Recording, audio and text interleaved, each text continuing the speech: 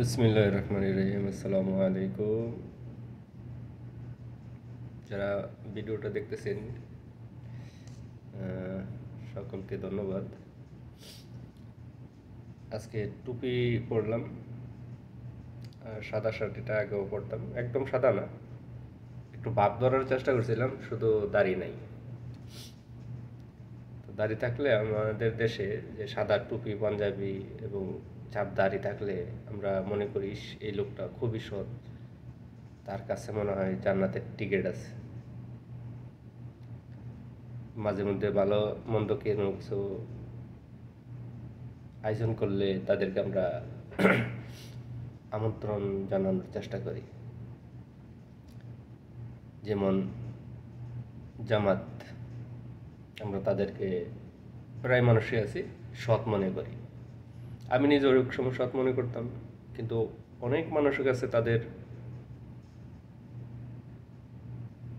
বিরুদ্ধে কিছু কথা শুনতাম, বিশ্বাস হইতো না, মনে হইতো যে হয়তো মানুষ মিথ্যে বলে। কিন্তু হাসিনা পালিয়ে যাওয়ার পর ওই যে শুনতাম সেই সব কথা আর এদের কর্মকাণ্ড সেম। আসলে এরা মুনাফেক।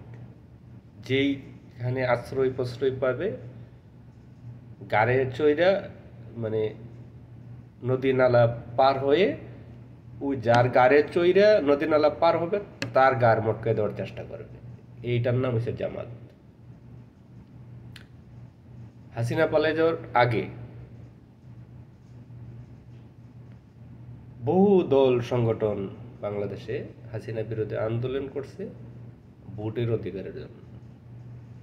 তো হাসিনা পালাইবার পরে যেহেতু হাসিনা অনেক মানুষকে হতাহত করছে, আহত করছে, সর্বপ্রথম যে সরকার গঠন করেছে তার সর্বপ্রথম দায়িত্ব ছিল সেই আহতদেরকে দ্রুত উচ্চমানের চিকিৎসার ব্যবস্থা করা, দেশে রেখে হোক বা বিদেশে পাঠিয়ে হোক। শতভাগ চেষ্টা করলে পারত। তারপরে দরকার ছিল সঠিক লিস্ট বানানো, যারা নিহত হয়েছে, শহীদ হয়েছে, তাদের তালিকা করে তাদেরকে পুনর্বাসন করা। তৃতীয়ত সিরিয়াল ছিল যেই কারণে আন্দোলন হয়েছিল, জনগণের অধিকার, ভোটের অধিকার, সেইটা ফিরিয়ে দেওয়া। তাহলে আজকে এতদিন লাগতো না আর এত ফেসকে হইতো না। কিন্তু সমস্যা হয়ে গেছে, এই যে জামাতি আছে, আরো অন্যান্য সংগঠন দল আছে, এরা তো জানে যে ভোটের মাধ্যমে এরা সরকার গঠন করা আরো 50 বছরও সম্ভব না। তাহলে কি করতে হবে? এখন যেহেতু একটা অরাজনৈতিক দল, মানে অরাজনৈতিক ব্যক্তিরা রাষ্ট্র পরিচালনা করতেছে, তো এখন যে মান দাম আছে এটা তো আর থাকবো না। কারণ যদি ইলেকশন হয়ে যায় তাহলে এটা থাকবো না। তো জামাতিরা ভাবতেছে যে এক এক সময় এক এক অজুহাত, এক এক আবদার করব আর ইলেকশন পিছাইতে থাকবো। ওই যে মানুষের কাছে শুনতাম যে এরা মুনাফেক, এদের জবানের কোনো ঠিক নাই, এরা রাষ্ট্র গঠন, যে সময় রাষ্ট্র সৃষ্টি হয় সেই সময় এই রাষ্ট্রের বিরোধিতা করছে, খুন গুম দর্শনের সাথে এদের পূর্বসূরীরা জড়িত ছিল। আসলে ঠিক এরা এদের নিজের সুবিধার জন্য এখন নতুন করে হাসিনাকেও সুবিধা দিতে এরা প্রস্তুত, শুধু এরা নিজেদের ব্যক্তির সুবিধার জন্য। এই যে সাদা টুপি পাঞ্জাবি, সাদা মুখ পরা দাড়ি, শফিক, মিস্টার শফিক জামাতের লিডার, মানুষ বলে উনি নাকি অনেক সৎ, ওইটা বিয়াদব, ও তার জবানেরও ঠিক নেই। ওর দেখবেন হাসিনা পালাইবার পরে তার এক ধরনের আবদার ছিল, পরে আরেক ধরনের, কিছুদিন আগে এক ধরনের, এখন আবার নতুন করে আরেক ধরনের। আবার বলতেছে নির্বাচনের পরিবেশ নাই, আসামি থানার থেকে ছিনিয়ে নেই। এ বেটা, তোর দলের সংগঠনের লোকেরা যে কিছুদিন আগে ঢাকা কোন জায়গায় যে মানে এই আসামি ছিনিয়ে নিয়েছিল, তুই কি বুঝলে গেছিস? ওই সময় বক্তব্যটা দিলি নাকি? ওই সময় বক্তব্যটা কোথায় ছিল? তো 10 মাস আগে যে পরিস্থিতি ছিল আইনশৃঙ্খলার বাহিনীর, আইনশৃঙ্খলা দেশের আইনশৃঙ্খলা, এখন কি উন্নত হয়েছে নাকি আরো খারাপ হয়েছে? তা আরো 10 মাস পরে উন্নত হবে না আরো খারাপ হবে? এর জন্যই মানুষে যে বলে তোরা হারামজাদা, আসলে তোরা হারামজাদা। এখন যে পিয়ার পদ্ধতি চাইতেছস, পিয়ার পদ্ধতি চাওয়ার মানে কি? পিয়ার পদ্ধতি চাওয়া মানে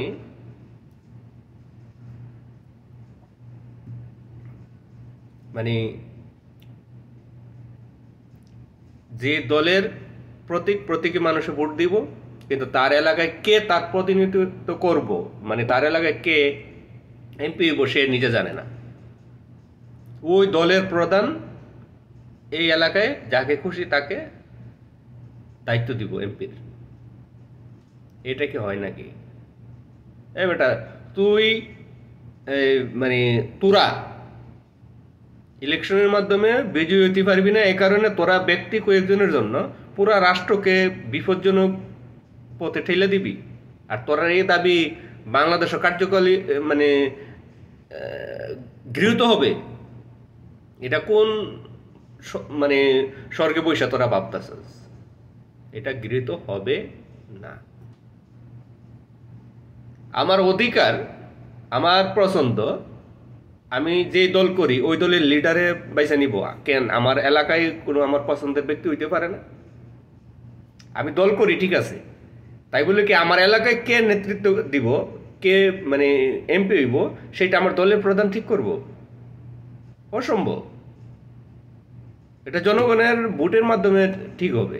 কারণ আমার এলাকায় যে মানে মানে নেতা হবে, এমপি হবে, তাকে আমি পছন্দ করতে পারি, আরেকজন পছন্দ নাও করতে পারে, বেশিরভাগ মানুষ পছন্দ না করতে পারে। তাইলে এই লোকটা কে পছন্দ করব? দলের প্রধান। তো দলের প্রধান কি সকলের সাথে আলাপ করে দিতে পারবো? পারবো না তো। পিয়ার পদ্ধতি মানে কি? পিয়ার পদ্ধতি মানে এটাই যে একজন ব্যক্তির ইচ্ছায় পুরা রাষ্ট্র পরিচালনা, পুরা রাষ্ট্রের জনগণ মাইনা নিতে হলো।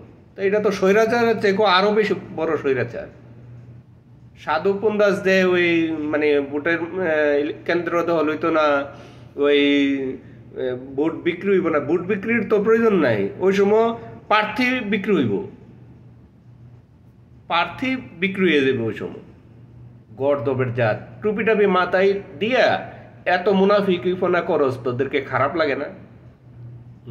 পাবলিক যদি আসলে এটা বুঝতে পারে যে এটা এই দাবিটা পুরোপুরি স্বৈরাচারের চেয়ে আরো বেশি খারাপ, জনগণের টোটাল জনগণের বিরোধিতা, তখন তোদের অবস্থা কি হবে জানোস নি? তোরা যে রাজাকার, তোরা যে এই রাষ্ট্র স্বাধীনতার ক্ষেত্রে তোরা যে বিরোধিতা করছিলি, সেটা যে জাতি ভুলা যাওয়ার চেষ্টা করতেছে, এখন তোরা আবার পিয়ারের মাধ্যমে সেই জাতির সাথে আবার বেমানি করার চেষ্টা করতেছে। যদি এটা জাতি বুঝতে পারে তো তোদের 14 গোষ্ঠী সহকারে এই দেশ থেকে নির্মূল করে দেওয়া দিবে, বুঝছস? তোদের যে সংগঠন একটা আছে, এই যে শিবির, এ তো ছাত্রলীগের জায়গার নিচে বসবাস করত। ওই ছাত্রলীগের আকাম কুকামের সকল দায় দায়িত্ব এদের নিতে হইব। সেই বইয়ে তোরা পিয়ারের পদ্ধতি চাইতেছ, বুঝছস? তো জায়গার নিচে থাইকা রাজনীতি কইরা এখন যে বীর সাজস, সেই বীর কি বাংলার জনগণ মাইনা নিব? ঠ্যাঙ্গের একদম কুঞ্চি দিয়ে সেটা ঠ্যাঙ্গের যে গিরা আছে না, গিরা গসকা ভাঙ্গা দিব সব, বুঝছিস নি? রাজাকার শব্দটা লুকানোর জন্য কিছুদিন স্থির থাক, এত লাফালাফি করিস না, তাইলে পরিণাম ভালো হবে না, বুঝছস? জায়গার নিচে ছিলি, বড়গিরি আলাপ করিস না, জায়গার নিচে থাকিস না, এখন বাইরে চস কিছুদিন পৃথিবীর আলো বাতাস বালগিরা নিয়ে।